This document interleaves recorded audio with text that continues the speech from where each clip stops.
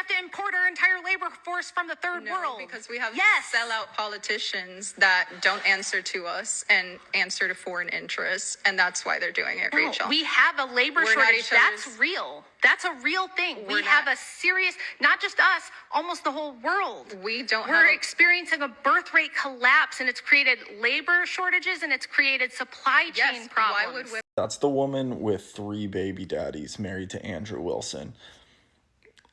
Okay, lady. First and foremost, Republicans and these people, I don't know how they identify on the conservative spectrum or whatever, but they have no policy whatsoever to support families.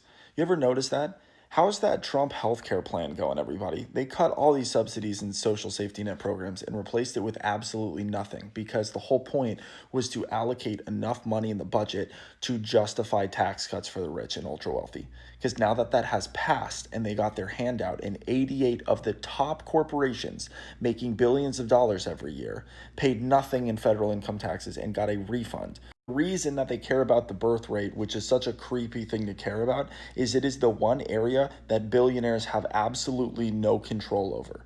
They cannot force you. The most that they can do is do things like overturn Roe v. Wade and everything like that, but they cannot force you to like hook up and all that stuff. You know, and the reason they care so much is because they can artificially inflate like the stock market, and they can control stuff like that, and doing tax cuts to do stock buybacks and prop up the stock market. They can't switch, like they can't force you to make people.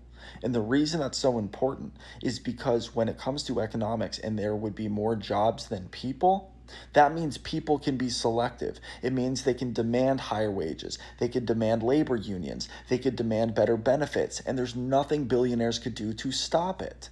But if there's an abundance of people and very few jobs, now people have to sacrifice their way of life. They sacrifice wages. They sacrifice all of these things and just take low-paying, shitty jobs. And then corporations get to hoard the profits like they always do. That's the real reason. We know this even from the E-Files and everything like that, because they view you like cattle. They view you not as human, but as machines to just generate money for the owning class.